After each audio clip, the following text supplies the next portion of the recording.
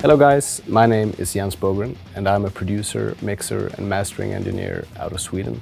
We are at FASCINATION STREET Studios and I have here a song by SEPULTURA that I produced and mixed a while back. The song is called Means to an End and it's off their new album Quadra that I recommend you guys to check out. So I was asked by Plugin Alliance to recreate this mix using only plugins from their new Mega bundle. That was a pretty easy task because I did use mostly those plugins already. What I have done is that I've reamped some guitars, like the main rhythm guitars, using the new Diezel VH4 plugin. Originally, that's what we used as a hardware actually, the Diezel VH4. So it was a fun challenge for me to see how close I could get to the original by this software. I've also done some presets for this plugin that I hope that you guys want to check out. It's mainly focused around rhythm guitars, but there are also some crunch sounds and lead guitar sounds in there that I think people will find useful. Alright, so we're gonna jump into this session, but let me start by playing you a few seconds of this track so you know what this is all about.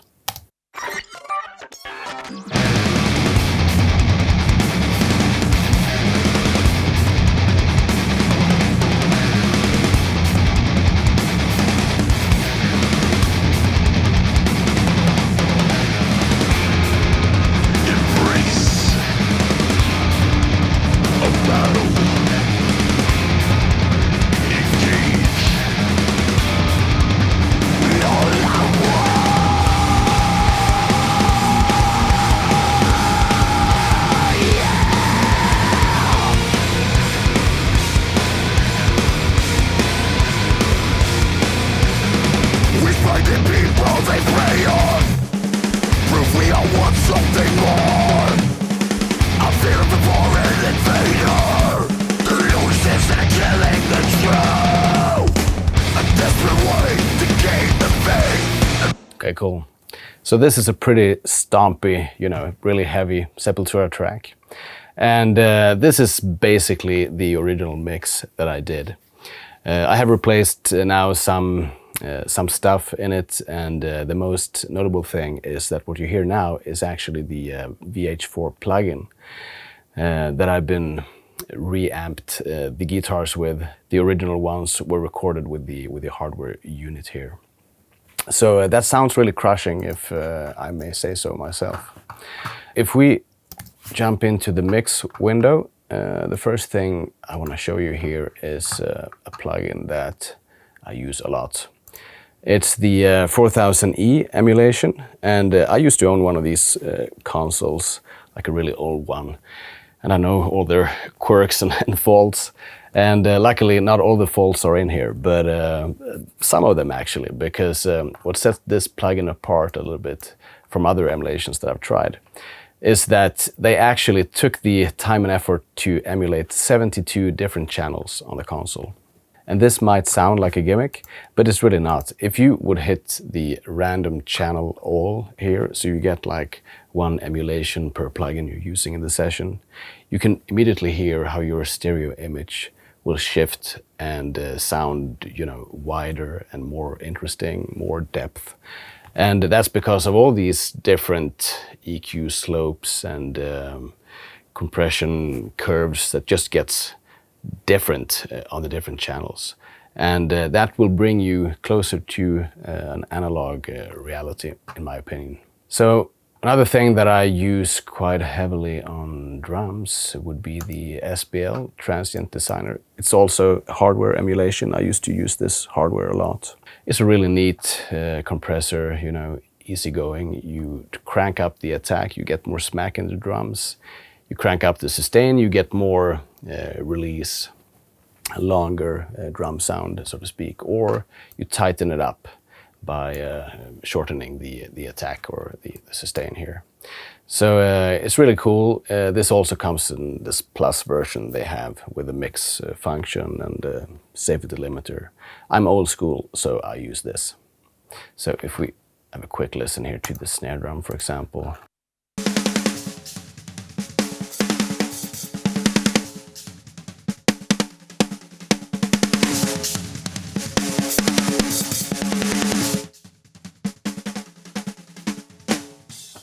pretty powerful if you ask me.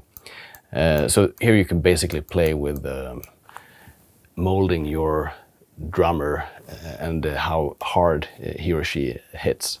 So that's cool. I rely heavily on compression for my drum sounds when I mix. And having like a parallel compressor on the whole drum kit, or strapping one compressor on the whole kit where you can adjust the mix function of it, is something that I do a lot. And usually I'm looking for something that can add character, you know. Spit and bite are these kind of adjectives that I'm looking for. One that I'm using here in parallel with the drums is the Lindell 254E emulation of a British classic. Not sure if I'm able to mention the name. If we have a listen to that, I'm just gonna solo up some drums for you. The raw drum kit.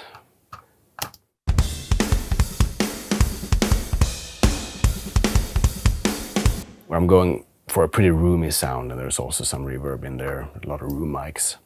And in parallel, I have this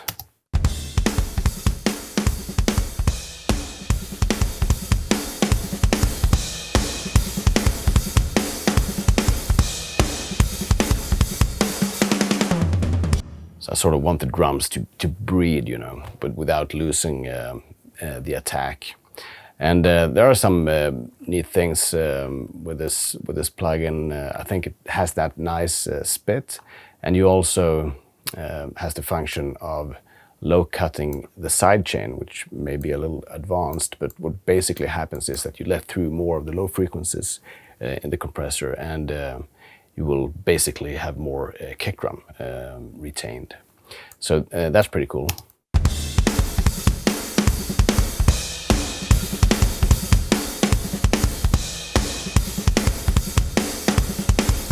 That's something to play with. Here's another speciality that I'm using for this mix. I'm actually using the Noveltech Vocal Enhancer, which is a pretty nice plugin. Works a little bit like the old-time hardware enhancers, where you basically add extra rich harmonics or a little distortion, if you want, to the high end that you mix in to the signal. So I usually use that on some of my drum tracks. On this mix, I actually used it on the main drum bus, just to get that little extra sheen that might be just too much cymbals if you try to add with an EQ instead. So if we bypass this thing,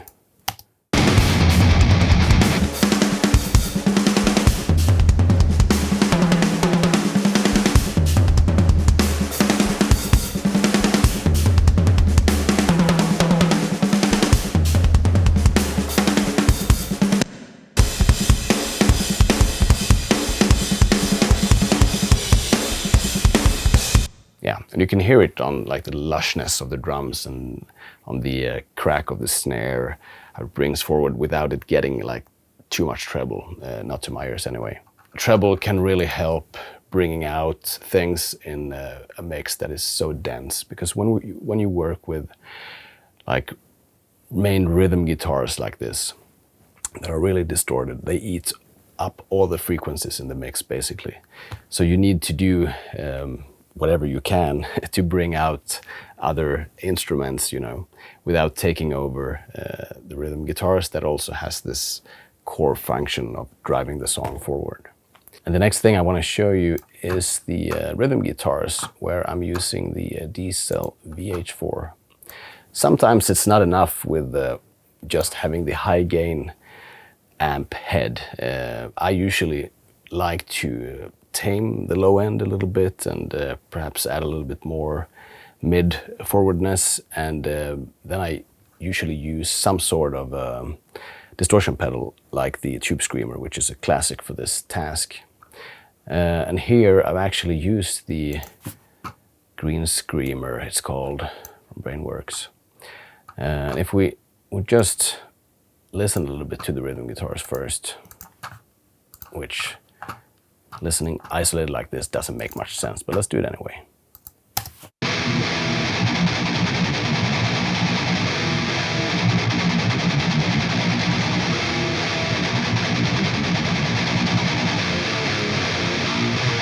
Okay, cool. So here we have pretty, dense rhythm guitars, and if there's one thing you shouldn't do is to mix rhythm guitars isolated. You always need them in context or you will be completely lost. That goes with a lot of mixing, by the way, but especially when it comes to guitars, I would say. So, but if I would still solo listen this, and we can check it out without the green screamer.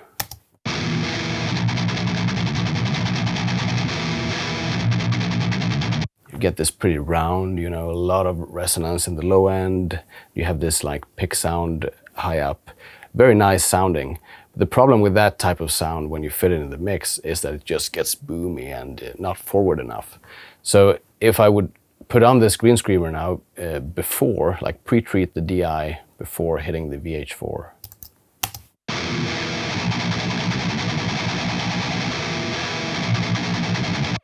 You get this really tight low end, mid forwardness. I would say that it sounds less pleasant when you solo listen it, but in the mix, it really makes those guitars drive and force through.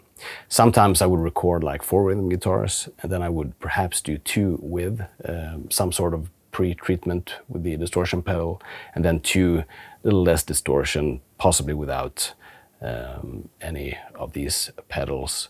So I get like the best of both worlds.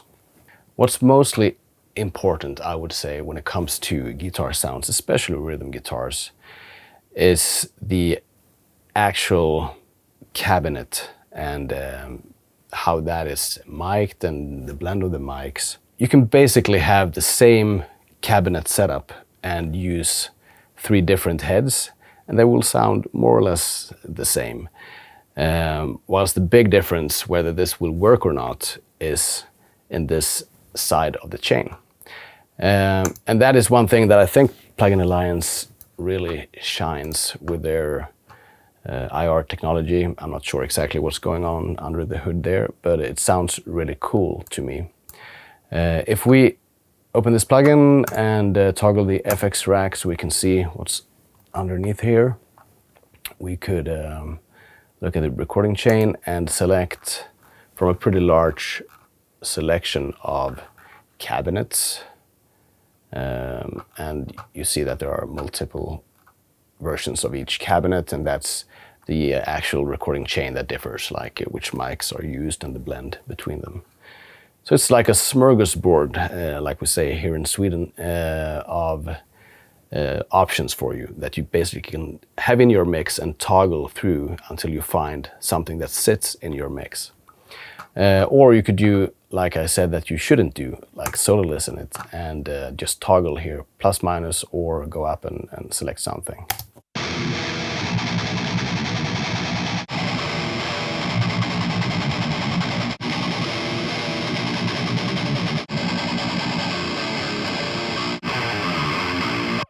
This is a very good way of going insane.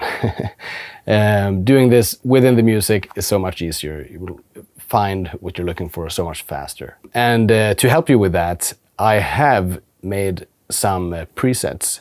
Those presets are crafted by me inside some of my productions. I tried to mimic stuff that I did with the Diezel using these plugins and those IRs alone. Another really powerful feature of this plugin is the ability to not use any of these cool IRs, but actually choose the no recording chain down here. It sounds really fantastic if you have a listen to this. Well, whatever rock your boat, right? Now you have the raw sound out of the head. So you can basically put that out like to your hardware cabinet, if you have one that you mic up yourself. Or perhaps you have pre-made IRs that you did yourself that you can use with this. Or perhaps you have some third-party IR pack. I have some that I made for this to match my different productions, for example. So this basically gives you endless opportunities with this plugin. One EQ that I can really recommend, especially if you know nothing about EQing, or if you're highly advanced, doesn't really matter, is this Mäag EQ, which is also emulation. You see that I'm a lot about the emulations of real hardware. That's because I'm an old fart. So here we have an EQ that is like nothing else on the market, I would say. It's really hard to make this EQ sound bad. If we listen to this one,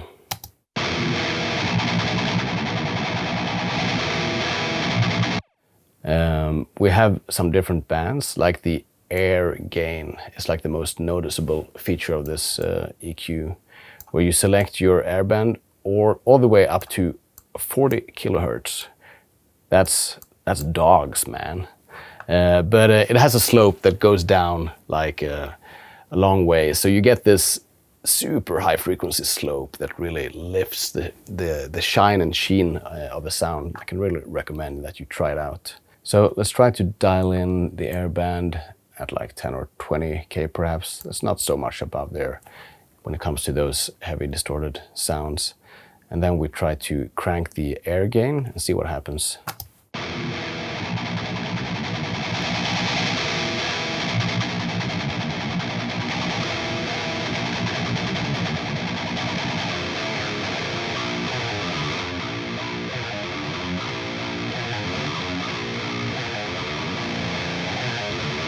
Okay, that's sort of where I'm starting to get the bite that I think I need for this. So really cool plugin, try it out.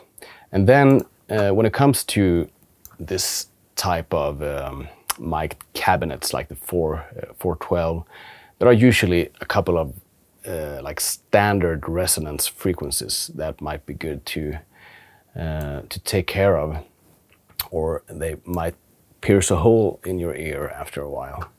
And for that, I prefer something a little more surgical. And here I have the Diezel V3 EQ. If you look at a frequency analyzer, you will see that usually you have this peak around 3.1 to 3.3K when it comes to 4x12s. And I've dialed in a frequency here, and you can hear it if I tweak it. So, well, hold your ears.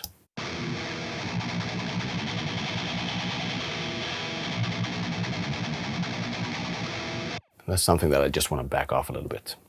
Again, this is really bad sitting and solo listen these kind of things, because you will go insane and your brain is constantly working to compensate for the frequencies you hear. So when you listen to your mix again, everything will sound completely weird. So again, do not solo listen too much. The last post-treatment that I'm doing here with this sound is just to feel a little bit at home. I'm using this 4000E console again, adding additional little bit of treble, taking out a little bit of mids. That's sort of, yeah, the final post-treatment that I've been doing here. About those presets that I've been doing, I was asked to do 5. I think I did 12 or more. Oh, there's many of them. You get them all. And I would recommend that you listen to them in context, have them going in your mix and just step through. Don't get fooled by any volume differences that might be there. That's something one usually needs to compensate. I've tried to put them on a pretty similar level. And this is a very good trick to do, and I do that a lot as well. Like if I need inspiration or don't know exactly where I'm going, or just need a fast track to finding a sound, I also do that. Step through presets, find something that, okay, that works, and then tweak it perhaps from there into what you like. And it's also about moving forward with your mix pretty fast, because the longer you stay and second guess, the more you would get used to the sound. And the next day you come back and it sounds like, monkeys or something. All right, so let's play this back with just one guitar, crank it a little bit. Pan it in, perhaps.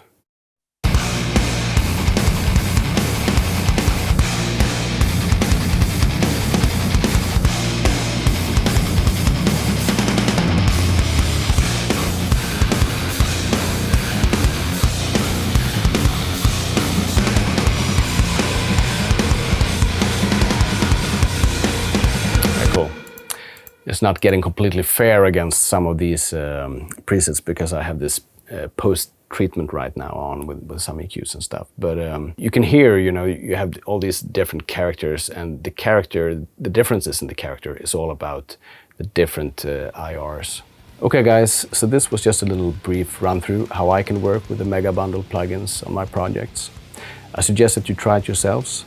And check out the Quadro album. It's one of the best to date, I would say. And if you guys want to expand your heavy guitar sound possibilities even further beyond the VH4 and the presets that I made, I do have some IRs that you may want to check out. And until next time, stay heavy.